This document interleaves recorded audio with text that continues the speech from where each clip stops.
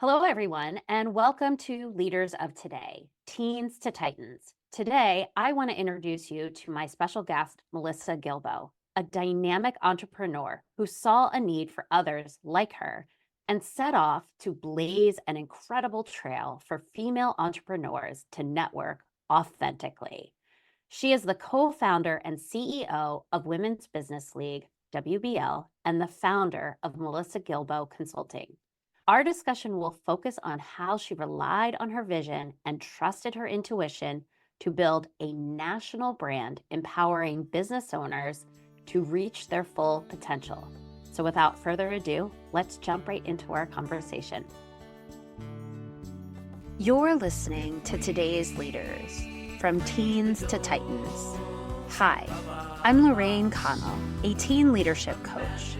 I transitioned from teaching chemistry to coaching teens in leadership, helping them realize they can do hard things. We've often believed that leadership is an innate trait, but it's actually a skill that you build and improve.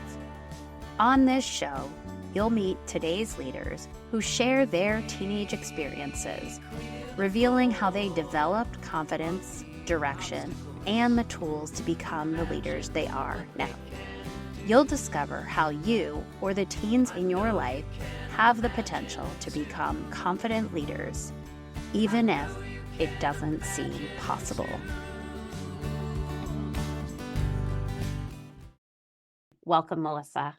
Thank you so much for having me. I'm so excited to be with you, Lorraine. I've been looking forward to this pretty much all week. So yeah, I'm ready to dive in. I'm here for it all. So let's get started. Are you ready to go back to teenage Melissa years and explore that experience a little bit? Sure. Let's do Awesome. it. So, as I am a teen leadership coach, and Mhm. I wanted to empower teens to see themselves as leaders, but that's often one of the biggest hurdle, even for us as adults. Can you describe yourself as a teen and share if you saw yourself becoming the leader you are today? Oh, what a powerful question. I had a feeling we'd go back in time to Melissa Gilbo, actually Melissa Nato at that point, my maiden name. I'm going to share a story with you. I don't think I've ever shared this with anybody. It was my freshman year of high school. And I knew I wanted to do something in terms of like getting involved, getting out there in the community, somehow being a part of something, because in my early years, I really wasn't. I wasn't a part of like a sports community or anything like that. Like I did a lot at home. I had some great friends, but it wasn't until I hit high school that I saw the cheerleading announcements being posted for tryouts. And something inside of me, I don't know what it was, but I was like, you know what? I'm going to try out. I'm this little freshman. I'm going to try it. And back then, I'm dating myself, that there was no internet or email. So they literally would post the list on the wall, right? Yes. And you would have, do you remember? Like you'd have to go to the gym and look at the wall on the list. And I wasn't on the list. My name wasn't there. And I remember what that felt like. It crushed me. I wanted it so bad. And it was I think it was after school that day, I ended up seeing the coach and she's like, Melissa, I have something exciting to share with you. Although you didn't make the team, I want you to serve as an alternate for the squad. And I was like, all right. Although I didn't make the team, I was excited to at least be able to be a part of this. Right. And I'm going to tell you, I think she went out that weekend to like Caldor or Ames and bought an extra sweater. Back then, I don't know, we were wearing sweaters for uniforms. It did not match. It was this awful looking blue sweater with these white polka dots all over it. It was like this V-neck in the front, V-neck in the back. Did not fit me, but I probably wore it. I showed up to all the practices. I wasn't a part of the halftime show or the sideline, but I showed up wearing that horrible sweater, all the practices, all the games. And there was something to be said about wanting something so bad and showing up. And everybody knew I was an alternate. because I had this sweater on that wasn't a part of the group, and I didn't care. I didn't care that I stood out or didn't get to participate. But I think what the coach saw in me was the hard work, the determination, the passion. And I'm going to tell you, like, the next season, I made the team. I really did. And I became one of their top flyers and I was in everything. And from there, I think that's where I started gaining my confidence as a leader. Being in community with other people is so incredibly important. And if our listeners are hearing this one message is that it's lonely out there, it's hard. But if you can find something, whether it's band or music, an art class, volunteering in your community for a nonprofit brings you around people that are going to see you and you're going to become visible, you're going to start gaining some confidence. So I hope I kind of painted a little bit of a vision as to like where I started to get my confidence. And it wasn't until later on that I got some leadership confidence, but I'll stop there. That story resonated a lot with me. Number one, I also was trying out for a team and I got cut. And that feeling of not being part of something still sticks with me. I also connected with the idea of not really feeling like I belonged anywhere. And I feel like I can relate with you because you're a super connector. I feel like my super connection power has come from that feeling of not being included and not finding a place and wanting no one else to feel that way. So does that resonate with you that superpower came from that feeling? You just hit my heart. Like I have goosebumps right now. And I know it's not just us, Lorraine. Like it's not just the two of us feeling this. There's a world of people out there that have a similar story to what we just shared. And I think the quote that I shared with you was, you can't let the hards harden you. I don't ever want a hard to take you down, right? It's a part of life. It's a part of living and who we are. And I really want the message to be, don't let the hard harden you, but learn from what those hards can do for you. Grow from there, right? So I think that's where the leadership started, was in that moment of, okay, I do belong here somewhere. The consistency of showing up started building my confidence. And then from there, I ended up being captain my junior year into my senior year, which was incredible. And from there, I ended up coaching.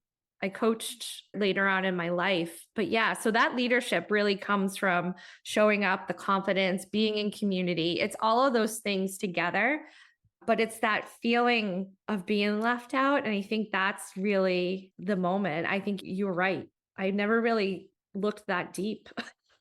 Yeah. And I actually was working with a teen not that long ago on her speech to be a president for freshman year. And I asked her, I said, do you think you could sit at a different table at lunchtime every day? Think of the power of that kind of connection at that age, right? This girl who's applying to be the freshman class president is sitting at my table. I mean, that was her mission. She wanted to build community. And I said, here's a great way to do that. And I work with teens a lot and I ask them to do that kind of challenge. What a great idea. So scary for them.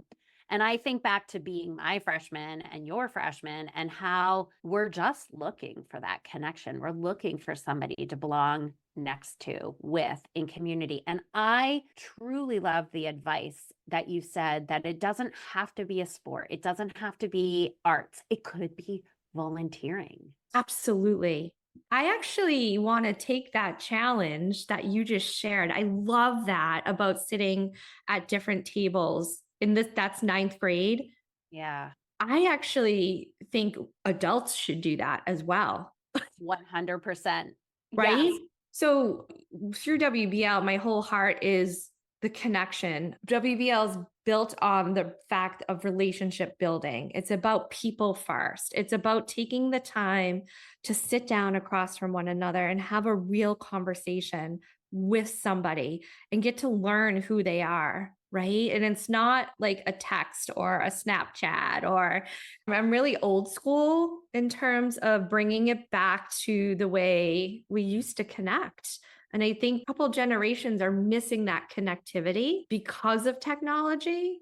I do know some adults that it's hard to walk into a room of people you don't know, right? It's hard to put yourself out there and have these conversations. But I think for our generation, we had that because we didn't have the internet. We didn't have phones. Like we had to talk to people. But that's where your confidence starts building, right? Like being able to call and order a pizza over the phone. Like some students have trouble with that. Yes. So I love the fact that you had that freshman do that. I think it's so important, the work you're doing for these teens. It's a whole nother generation coming up, and we need to be able to instill this confidence, connectivity, community in the youth that is coming up. So congrats for the work you're doing.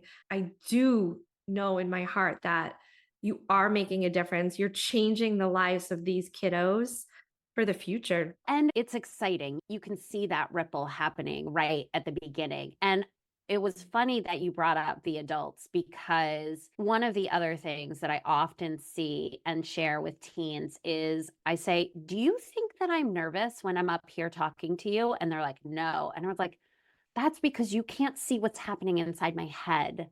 You can't see what's happening inside of me. I'm nervous, but nobody knows that. And so when I sort of reveal that piece of information to them, it makes them feel a little less scared about putting their answer out there. Because I think a lot of times, and myself included, like I didn't know what networking was when I found WBL. I really didn't. And I didn't think I would be good at it at all. And I still have to psych myself up before I go to a networking meeting. But when I do that, when I step outside and I go to a different lunchroom and I meet new people, the rewards are boundless and forever. So I think I'd love for you to share how you came to the authenticness of networking with WBL. That I think is really powerful. Yeah. So the short version is I grew up in the insurance world for over 20 years. I was in the insurance space, both corporate. So I've been on the corporate side and an agency side. And I knew how powerful networking and being in community and meeting people was. So I did all the things, right? I would show up very nervous, walking through those doors, not knowing anybody, but I still put myself out there. But something was missing all along, and I couldn't really figure out what it was until I met Amy and we started talking about how hard it is out there in the real world to build a business, run a family, wear all the hats, be a mom, a friend, a wife, all the things. And it was two strangers that just had this conversation of vulnerability of how can we help one another. And we started introducing each other to more people. So organically, it became a meeting every other week. And you know what? The cool thing as I look back now is that we were showing up for each other, not because we had to, but because we wanted to. And that's where I realized what was missing all along was the relationship piece of it. Like we were sitting around that table, getting to know each other and genuinely wanting to help one another. And that's when this whole notion of Women's Business League was born. So even like in that moment for the listeners, another really cool opportunity is to think about is that there are opportunities everywhere, right? And I think we just have to be confident enough to know and to see those opportunities and to be brave enough to act on it, right? So there's that bravery piece as well. But yeah, and then all of a sudden, this table was built that we wanted to sit around. So relationships, community is what built WBL. So that's the heart and the mission is to really get to know people first, and then the business will come. And do you think that there's a way to tie in what we're doing in our networking organizations into schools? I think from our conversation at the beginning, where we were talking about that piece of belonging, finding community, how might we share this knowledge that we have found to be so powerful in WBL with the teens in high school who are so worried about who their friends are, who's dating who's on what team? Like, how do we shift that mindset of I'm only part of this group, right? And I think I actually interviewed somebody who was like, I didn't know that I could be an athlete and an artist and a smart student. I thought I had to be just one. Ooh. And you know what? Just to segue a little bit, like Amy and I, the give back is so big in WBL. So we are taking what we're doing with WBL with adults and educating the youth. But we're only like a snippet. So like we've spoken at the UNH entrepreneur class, I think 3 years in a row. We've been to Boston College 4 years in a row, talking to their Women Innovation Networking series. So we really are trying to spread what we're doing into the youth. And from that, we've learned so much. It's eye-opening for them. They never knew that this networking thing was a thing until somebody came in and told them. And I'm going to tell you, your network starts from grade school.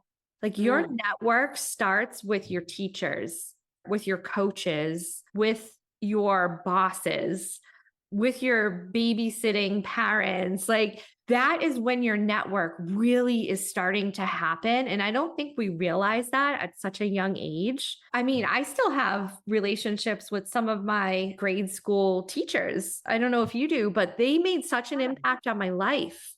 I think back to some of the things they said and the lessons they shared. So being able to keep those relationships, I think, is very powerful into your adult life, and being in community and utilizing your network. And like you said, it doesn't have to be your team. Right. Your network encompasses your team, your teachers, your boss. Yeah, all of it. It's very powerful at such a young age. Yeah, I mean, I do this activity with the students that I work with where they create their personal web. I just now thought of that piece of like, okay, who is in your network and who brings more people in? Let's foster that relationship. So, like, not only using the personal web I love for that. them to understand who and how their relationships are as teenagers. Some relationships can be really toxic and some we don't recognize as being really great for us. And so this personal web activity allows them to analyze the different relationships in their life. But now I can take it to one further level where I can talk about this personal web, this is your network. And let's do that personal web every 2 years and see how your network changes, how it grows, and even add little like branches off to That is so build it. cool. Yes. I love that. Again, we could all do that as adults. I We mean, absolutely could. a lot of this is the same, whether you're talking to the youth or the adults. We all need to learn this, right? We all need the reminder.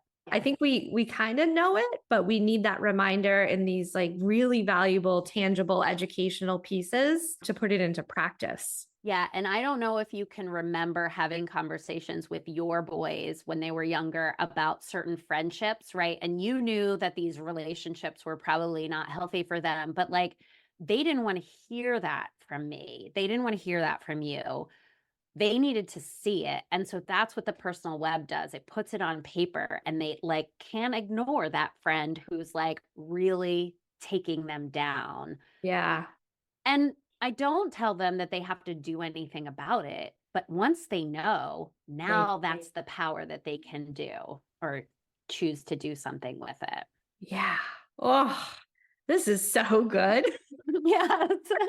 Well, and as you were talking and you were alluding to working with some of these college students, I was listening I think it was actually Mel Robbins' podcast not that long ago. She dropped her son off at college and she gave 7 things she wished she knew in college. And one of them is about feeling included.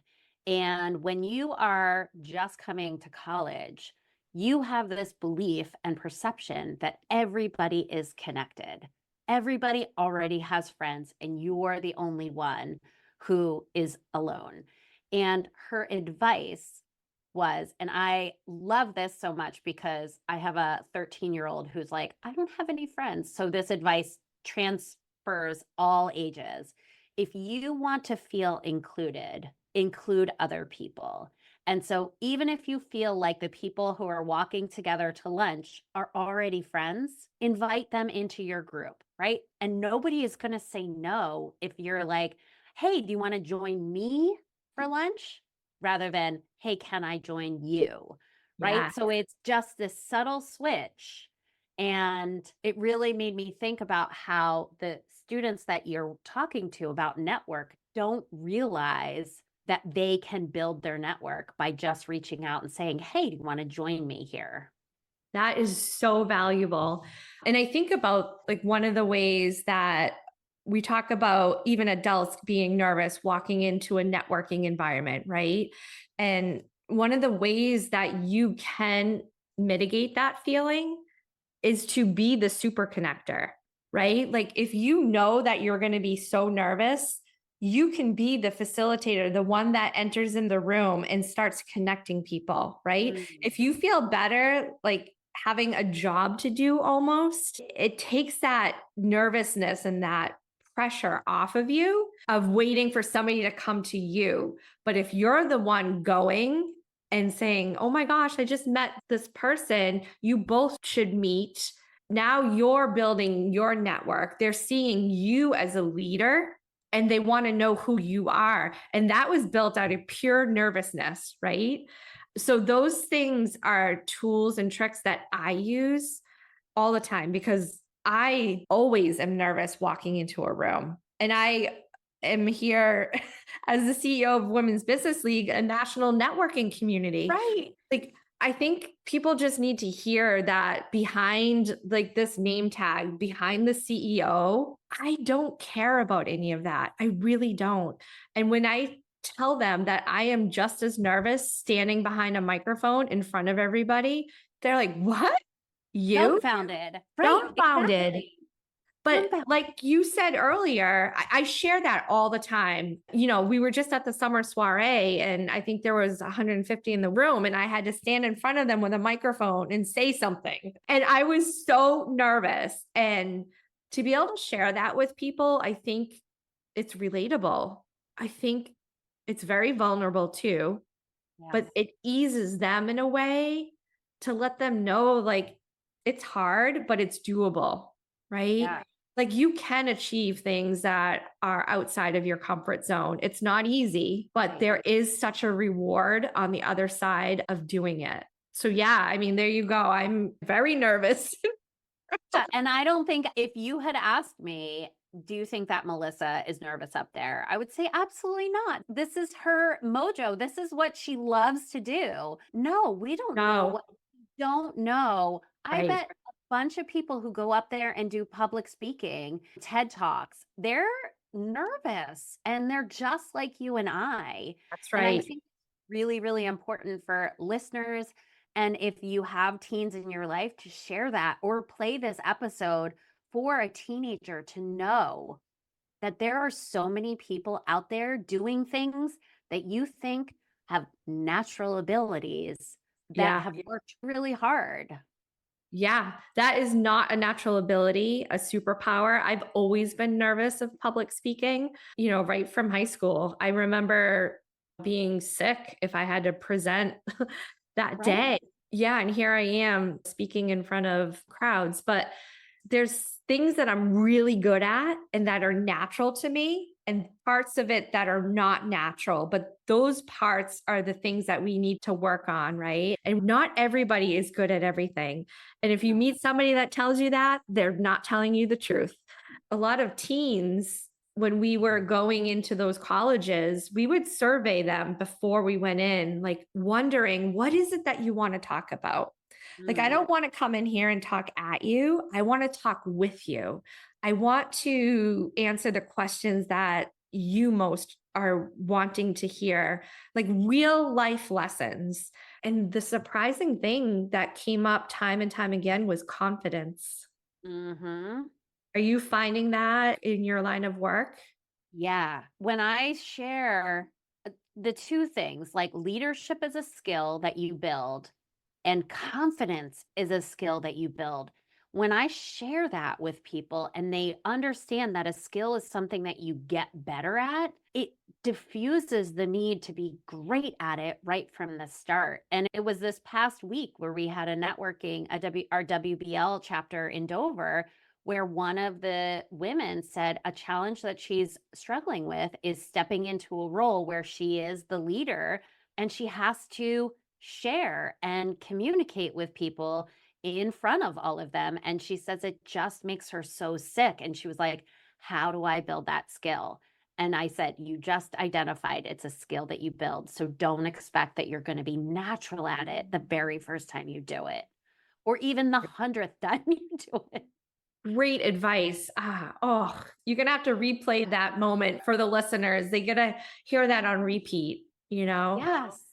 Like, I don't have an MBA. I don't have a master's degree, right? We built WBL based on passion and a vision, right? Based on the need. We're changing people's lives every day, the work we're doing. So that really gets me excited. It gets me out of bed every day. And I learned a lot. Like, I didn't start this business knowing everything, but I know myself that I am a hard worker and I'll figure it out. Right. So I think that scares a lot of people jumping into something, but you're going to figure it out. If it's something you're truly aligned with and you're passionate about, you're not going to let it fail. You're going to learn. So I think that's another important message for people to hear is that you don't have to know everything. You really don't.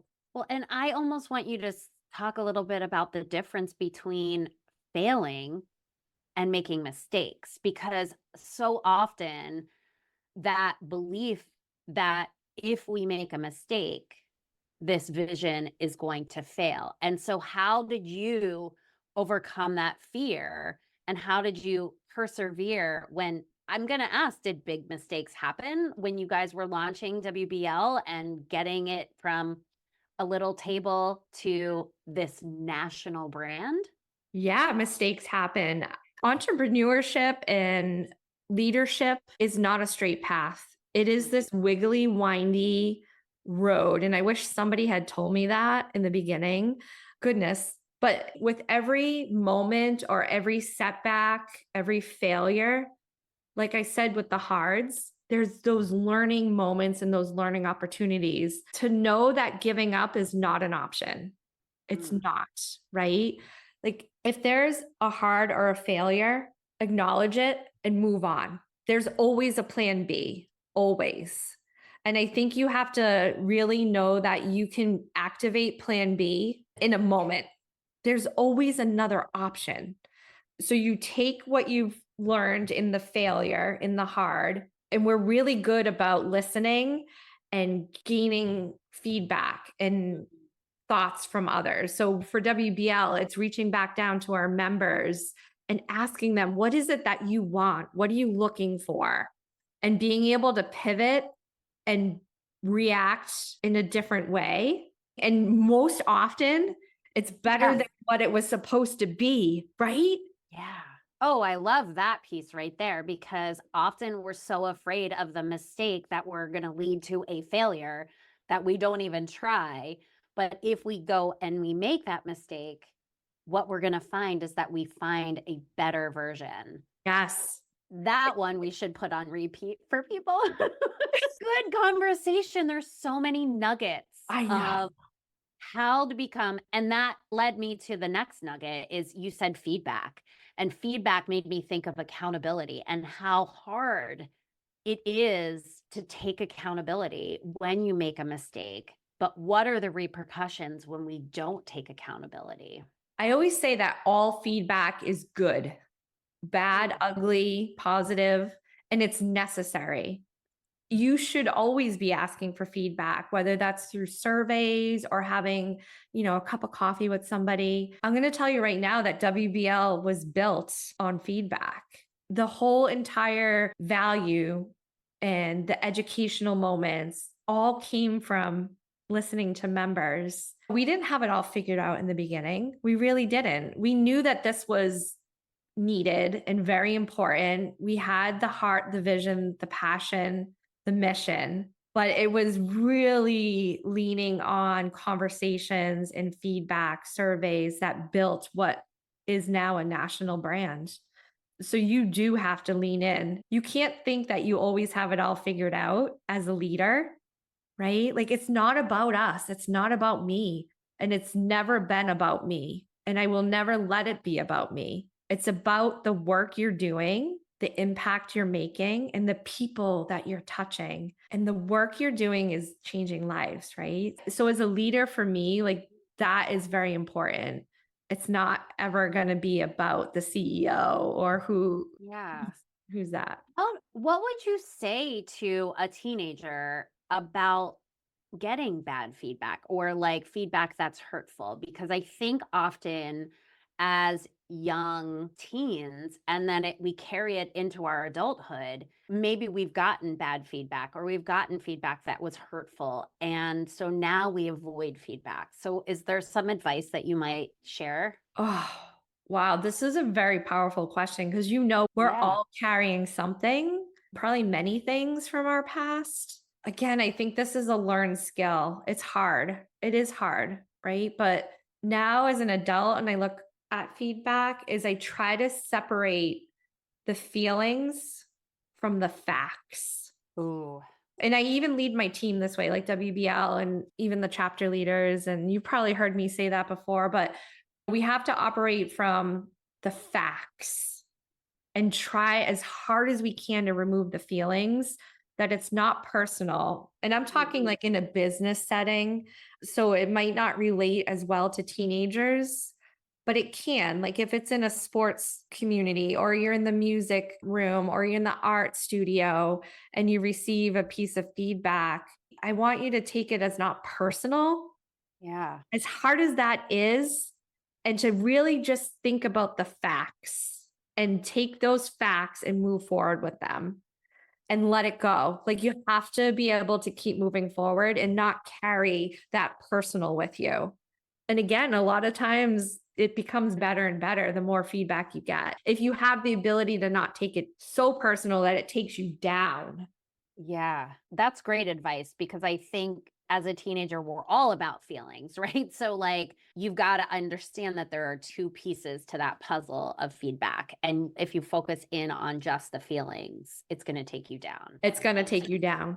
And you pull that feeling out and try and see the fact. And I think as mothers, that's really helpful advice to give to our own kids. For me, I'm thinking about the challenges that my teens have and giving them that, like, hey, where are the facts in that piece of feedback? And if they can't like discern it, narrow it down with them and try and help them build that skill. Like you said, it's another learned skill. And even like communication, right? So when you are in that space, we're so technology based right now that it's so easy to pick up your phone and hit reply on the text message. Like you have to sit with that before you communicate it back or reply. And then the reply becomes completely factual. I always say when you are replying, you're going to remove the feelings from your message. So you're going to tend to do draft 1 and it's going to be all feelings, right? Then you're going to sit with it and do draft 2 and start moving out like the feelings and really start to communicate factually. And the message hits way better because it doesn't become this like drama. And again, you all know I don't do drama. Like I will shut it down. So this is a very learned skill of mine. And it's those boundary settings too. Like people know I don't tolerate that. But again, you're not going to have that in high school. It's so hard. but knowing that it's something that you're working on and working towards, and know that you're not going to be as good as the people who aren't able to take the feedback with emotion at the first time. Definitely there are people who are better, just like in basketball, right? There are kids who are naturally good at basketball and others, me, who are not. And what do we do if we want to get better? We hire a coach, we join a team, we practice, we try those skills out, and we rinse and repeat. Same with leadership, same with communication, same with confidence, same with feedback. That's right. Once we identify what our skills, then it doesn't feel so like I'm not good at that. Right. And again, we're not good at all of those things together, right? You might be good at 2 or 3 of them naturally, and then you need to work here. That's another great lesson plan, is really focusing on where your strengths are and where the weaknesses lie. Yeah, what do they call them? SWOT? What? Strengths? Opportunity, something. But yeah, they teach us that in business class if you take business class. But like you, I did not go to business school. So we're all just figuring it out, and we surround ourselves with a great network. And that is the solution to many of our challenges. It really is. Building the A team around you is something that we should all do. Having somebody to lean on for certain things. And I also think as adults, I don't know, it might start from youth, but I find that we don't really ask for what we need, and that it's okay to ask for help. I don't know where that broke, but in youth, all the way up to adulthood, like, let's really start asking for help. And we can't do this alone. And it's not a weakness. I think that's where in our minds, if I'm asking for help, I'm admitting that I can't do. That's right. That then makes me weak. And so I think you're right. It's asking for help is actually a strength. I believe that 100%. Let my listeners know where to find you, how to find WBL, and I will make sure everything is in the show notes. But where do you want people to connect with you? First, it's WBL. So Women's Business League. Our website is a great landing spot for learning more about who we are, our education, events that we have coming up. So it's womensbusinessleague.com. We love Instagram and Facebook, but LinkedIn is really where it's at. So you can find us on those platforms. And Melissa Gilbo, me personally, I love LinkedIn as well. So Melissa Gilbo over on LinkedIn. And yeah, Instagram's kind of fun over there too, but LinkedIn is definitely a platform I love. That's awesome. I am so grateful for our conversation. I hope my listeners had their notebooks out after the first piece of advice that we gave them and jotted down so many others. This was so incredible. I mean, it took me down a road and all these nuggets really emerged, very powerful, and some things in there that I wish I had heard or known about when I was in high school, I think really would have stuck with me, or at least I knew. Like, we think they know, but do they? So I think this is a really powerful reminder of some of these things in terms of leadership, confidence, all the things that adulthood brings, right? Yeah. And I also think, for me, it was going back and experiencing, wow, all of these things that I've learned along the way. I didn't know that I did that. It just, now I have them, but I didn't think about where they came from and how I acquired them. So I think that's really beneficial for us as the current leaders to think about, how did we get here? Are you ready to help the young people in your life unlock their inner strength and step confidently into leadership? The new workbook from Peers Not Fears, Your Voice Matters, Uncovering Your Unique Leadership. It's designed to help teens see the leader in themselves, step by step. It's not just a workbook. It's the first step towards a ripple effect that could change lives. Let's turn today's teens into tomorrow's titans. Thank you for tuning in to this episode of Leaders of Today, Teens to Titans. If you found this episode helpful, please subscribe, leave a review, and share it with other parents who might benefit from this conversation. Together, we can support our teens in building healthy, positive relationships and become leaders of tomorrow. Until next time, I'm Lorraine Connell, and this is Leaders of Today, Teens to Titans.